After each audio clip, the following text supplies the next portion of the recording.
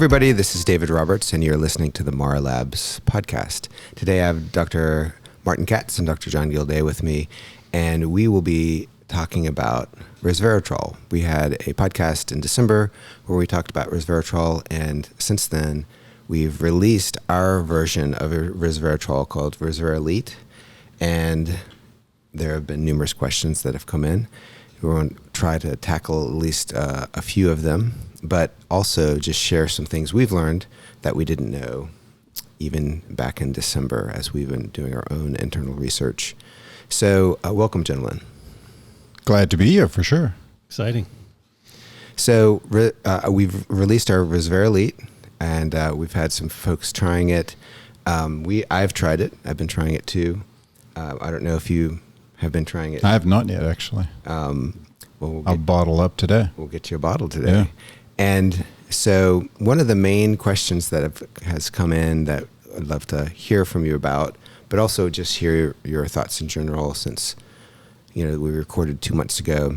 One of the prevalent questions has been, how is ResverElite different than our other products? And maybe we can do a comparison, because there's certainly some overlap, but then some contrast as well, that we can just dive in.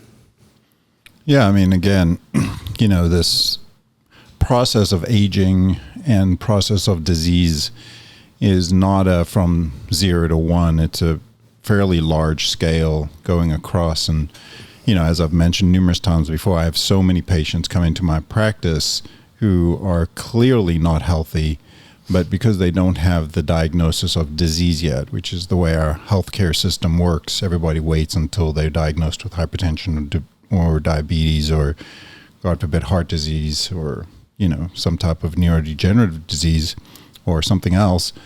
They don't think they're unhealthy. But again, it's, if you look at, say a car from empty to full, empty being no disease, full being full of disease, that's a fairly large scale.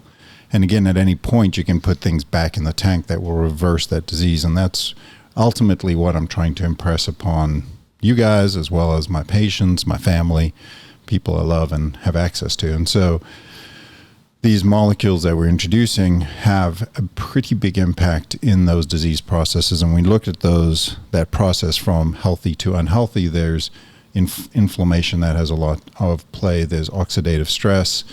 And there's all these molecules that play into those processes. And then there's also aspects of the cell losing its ability to know who it is and what it's doing. And there's molecules within that help. And that's where I'd put resveratrol. Our oxidative stress product, certainly sulforaphane. Our anti-inflammatory product certainly is curcumin. I would say ResverElite we've discussed it in numerous ways, many different properties that make it very beneficial. QuerceLite, same thing. SleepElite, obviously, I think it speaks for itself. And then when you come to resveratrol, it has a lot of this similar benefits to curcumin and sulforaphane, in that it has some effect on NRF2, it has some effect on NF-kappa B, but it has amazing effects on the sirtuin axis, which David Sinclair has done a lot of work with. And then it also has effect on the nitric oxide pathway, on cardiovascular health with regard to lipids. So it's a molecule that, again, can add and work synergistically with these other molecules that we've put out that really have a lot to do with reversing this process of health, disease, and moving the needle back towards health. And, I think that's important. So does resveratrol increase nitric oxide? It does seem to have an effect on nitric oxide and the whole axis within the ADMA citrulline axis, where the blood vessels relaxing and having effect on blood pressure and cardiovascular disease. So it does seem to be protective. The other thing, that nitric oxide, again, can be bad when you mix it with these lipoperoxidases, these lipid oxidants, where they can get in the wall of the blood vessel and create disease. And resveratrol does a good job of limiting those stress molecules. John? Yeah, I think the that a picture that you were drawing is really clear. Is that in each of these pathways, there's one molecule that is notorious for being the best at regulating that pathway. So for sulforaphane, it's NRF2. For curcumin, it's NF-kappa B. Berberine has big effects on blood glucose, but there's overlap between them, and so I have it in the category of, like you were saying, in the SIRT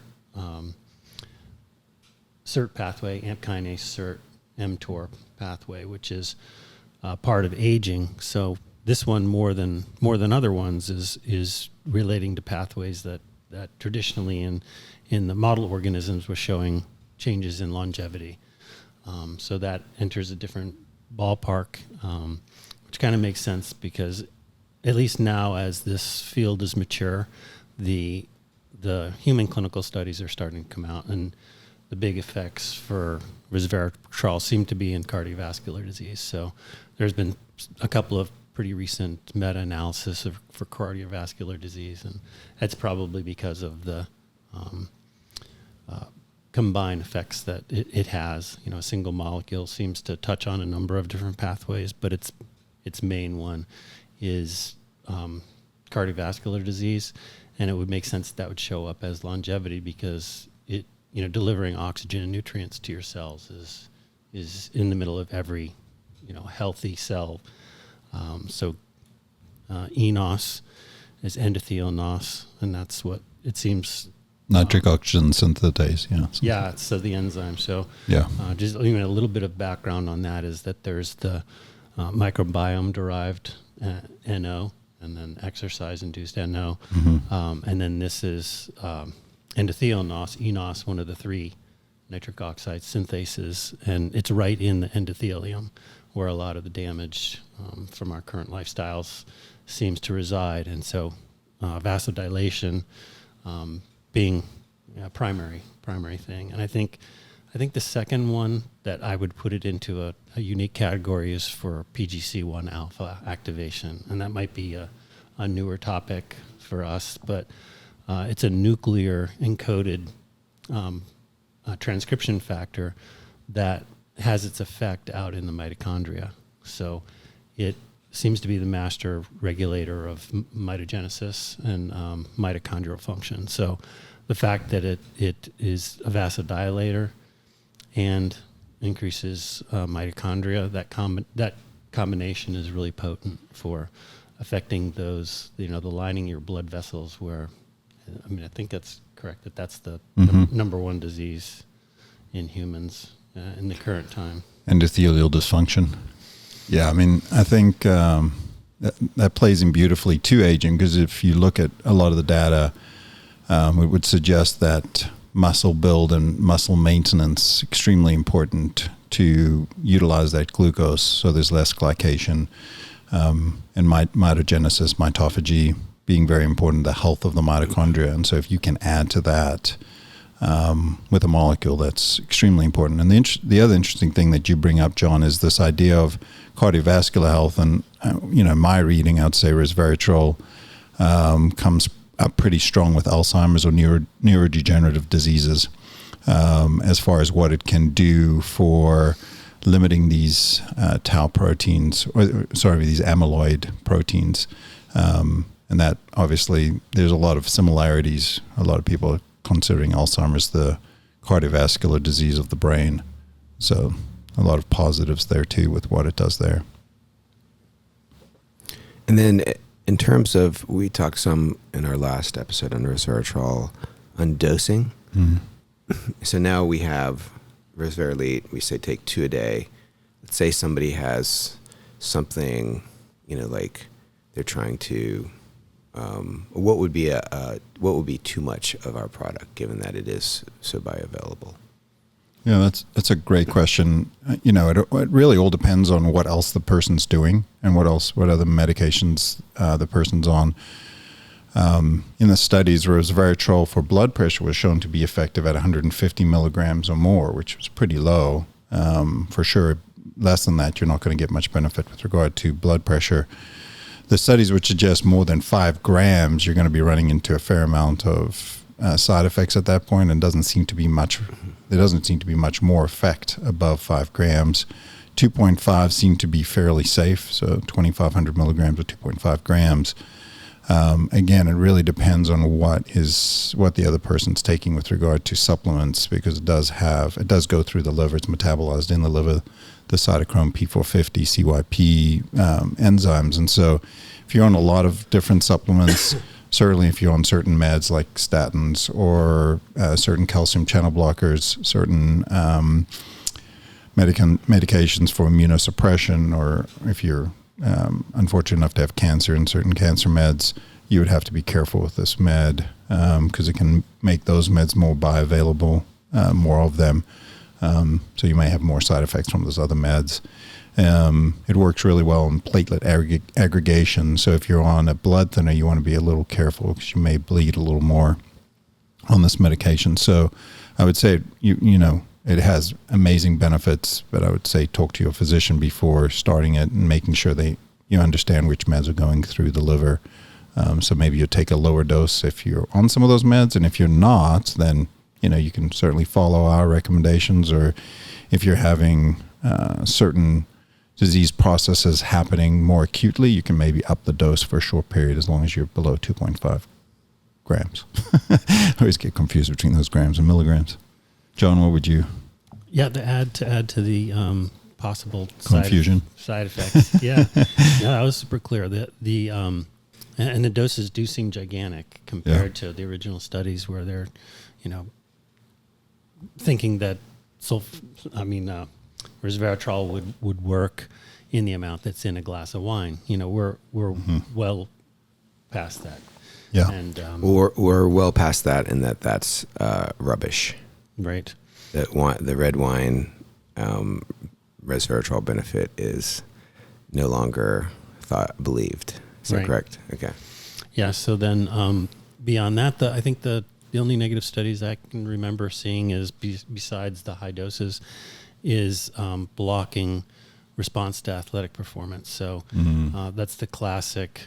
It is a direct antioxidant, and so if you get it high enough in the bloodstream during the exercise, then you can blunt some of the effects that exercise has on, your beneficial effects of the stress, and opposed to some other supplements. This one seems to be the longer duration exercises. So if you do slow, long running, it would tend to block the beneficial effects of that, or things along that line. So those are only the big negatives I've seen, and for the most part, it's a pretty short-lived molecule. So just don't take it close to when you're going to perform that endurance type exercise, and I think you should be okay.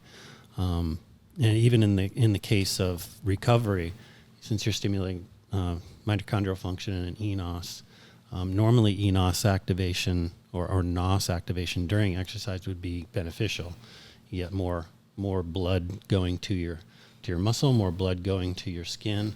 That the analogy of the radiator of having blood go through your muscles to cool it, and to your skin to cool the blood, would have the beneficial effect of cooling.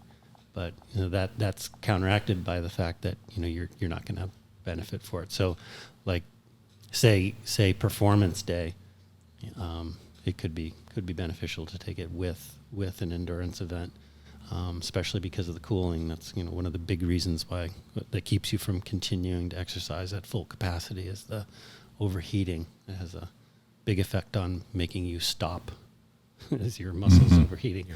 But yeah, for routine exercise, I would take it away from your exercise within at least a couple of hours.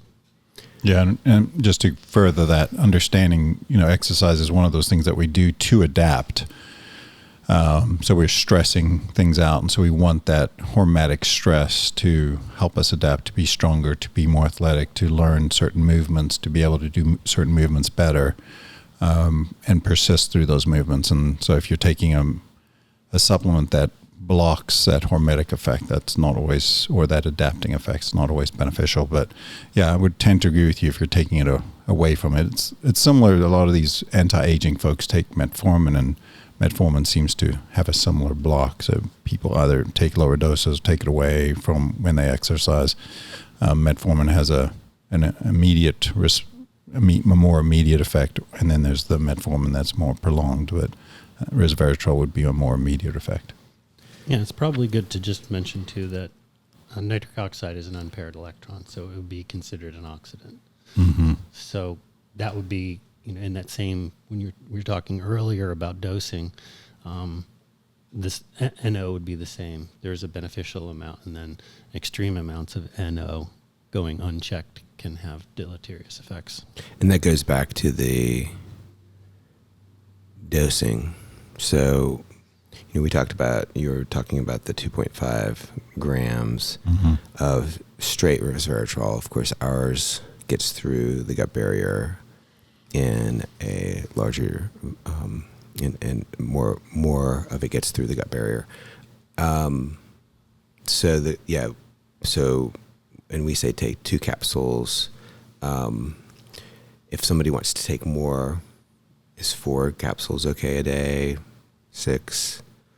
What's where are we on that? Where do we land on that? I mean, it's hard to compare the two because, even though straight resveratrol has been shown to have blood sugar effects, it's similar to berberine in that usually takes months. Weeks to months before you see the effect.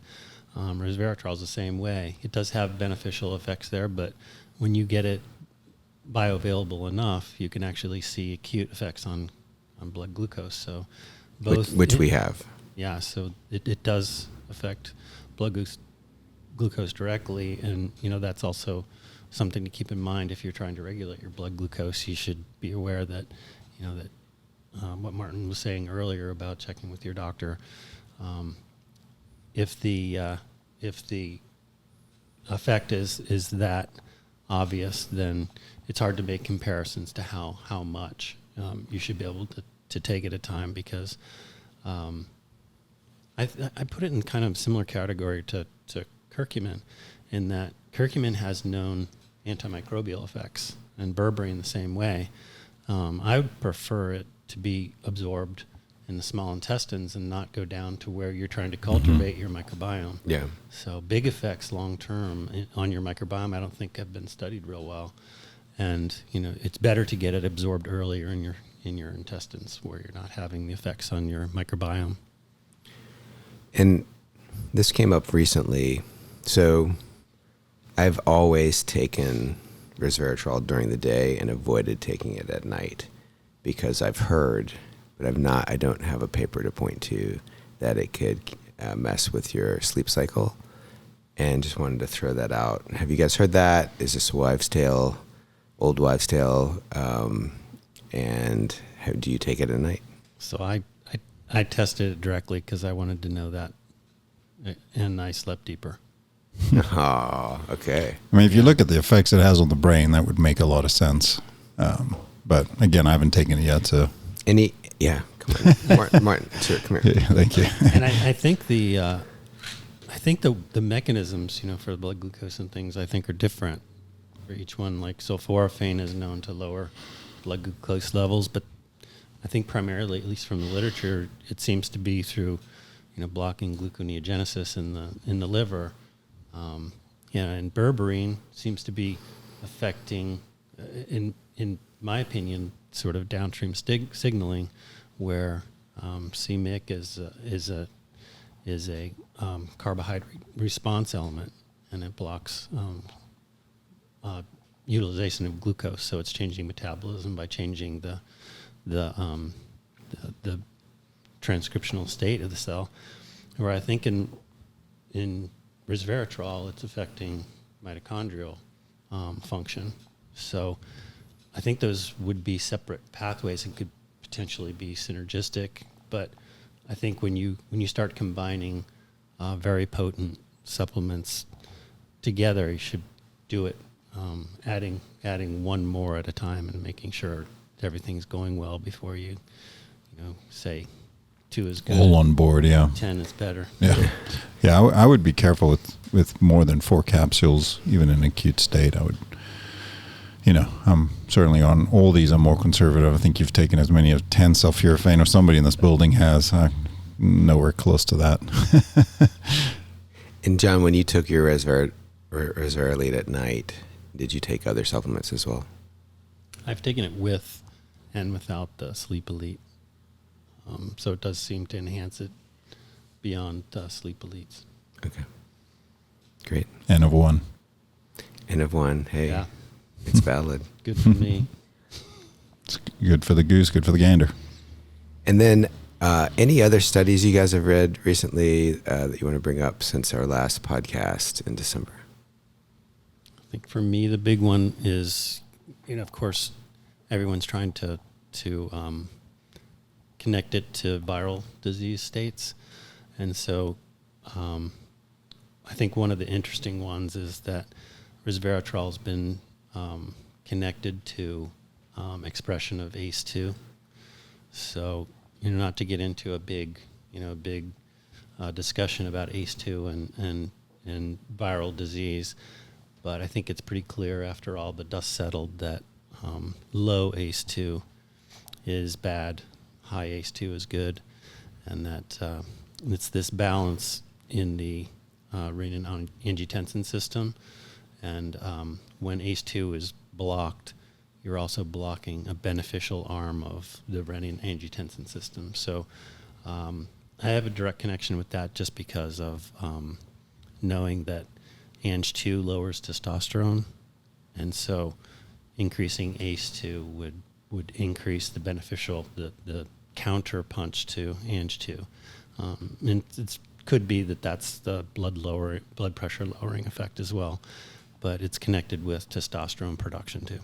So resveratrol, and basically you're saying that because it increases ACE2, it's connected to testosterone boosting as well. Yeah. All right. That's a benefit.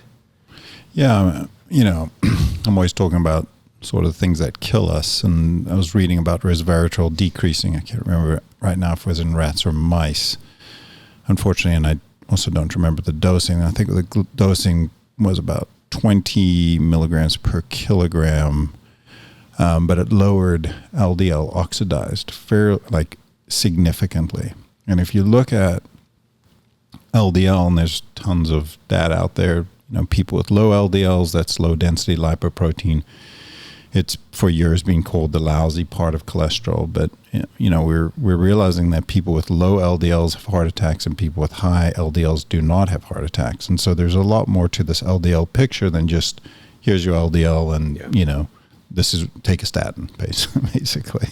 And shut up and take a statin. Shut up and let's put it in the water. And so there's a lot more, and LDL oxidized is certainly one of that picture. So when LDL makes it through into the endothelial space and is oxidized, that's what tends to get those macrophages excited and starts these foam cells. And so if you can decrease that LDL oxidized molecule and have it been seen as by the macrophages as something that's to be attacked and create these inflammatory plaques, these soft plaques, possibly inflammatory plaques that have a much greater tendency towards rupture and cause the heart attacks and the strokes, you can decrease that LDL oxidized. That's pretty phenomenal. Yeah. And so that paper really impressed me with regard to resveratrol. Can we get that for the show notes? Absolutely. I'll have to remember where else. Before you leave the building. It's funny that that sparked a memory for me too, that one of the most impressive papers where I was convinced that after the big push early on in the 90s and early 2000s, where dosing was called into question, and also whether SIRT1 was a real target of it. There was a study done in monkeys, and it was a dose that was comparable to a supplemental dose, and showed in the monkey that with high fat and high sugar, you got stiffening of the arteries and these atherosclerotic plaques, where you can measure that lipid accumulation. It's kind of characteristic of chronic disease, and it reversed it almost 50%. I think I remember, and that for me was a big turning point. That this has real big effects on real world cardiovascular disease. So I want to veer slightly and talk a little bit before we close about Sinclair's research, David Sinclair's research on anti-aging. So resveratrol is part of it, but can you guys, either of you, walk us through? I mean, he's really working on not just slowing aging, but reversing aging, as that's my understanding. And can you give us the broad brushstrokes of that research and how that's happening? I'm going to leave this to John. John does a great job with his CERT axis. Yeah, I think the big one there is basically that it's this whole connection to NAD. So NAD plus is the currency for a chromatin regulation. It's the power source in that. And so if you get double-stranded breaks in that area, then it uses NAD.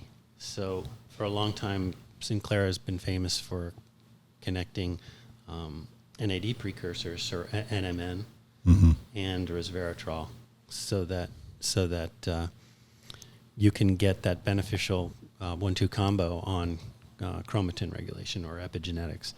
And so the general idea, I know I've said this a number of times, but is if you get double-stranded breaks, it distracts your molecular machinery from remembering who you're supposed to be, transcriptional memory, into repair zone. And every time that happens, you've distracted that machinery from it remembering who it's supposed to be.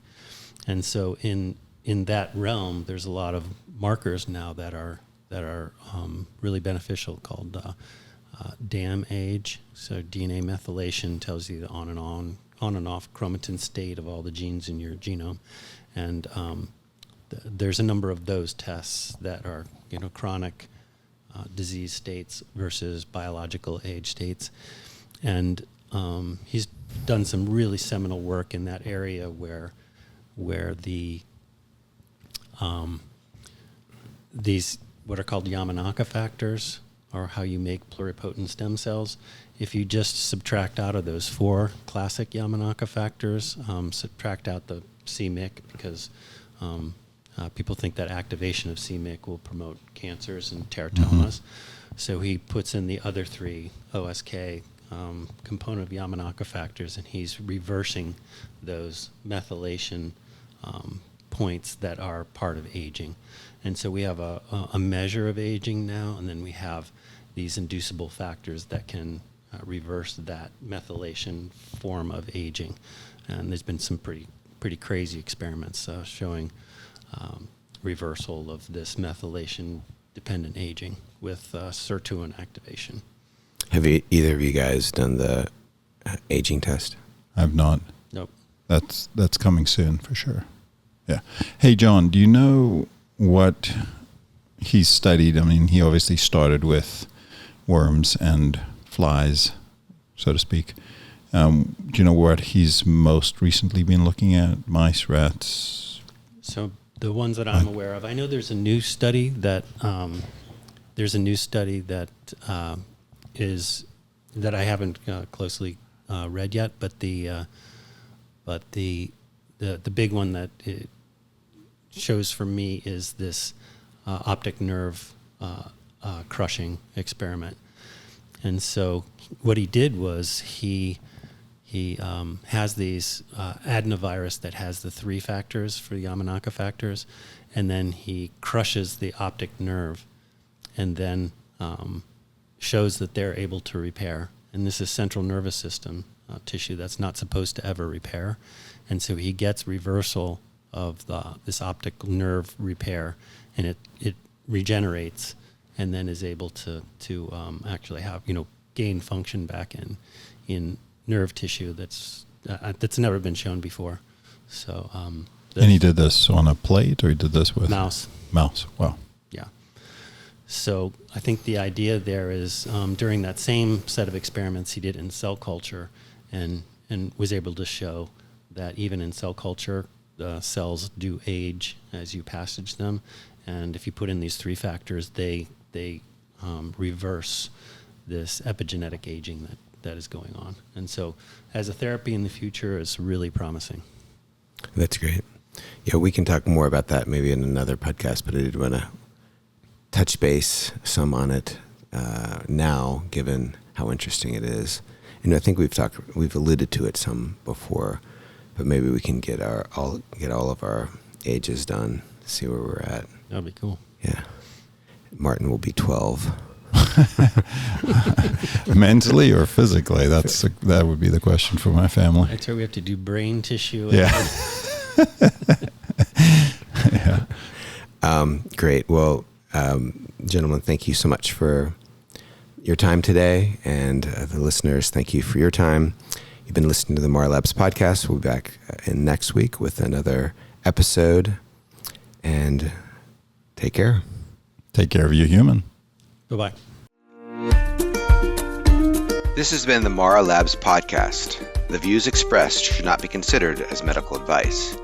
You should consult with a medical practitioner with any health questions or concerns you have.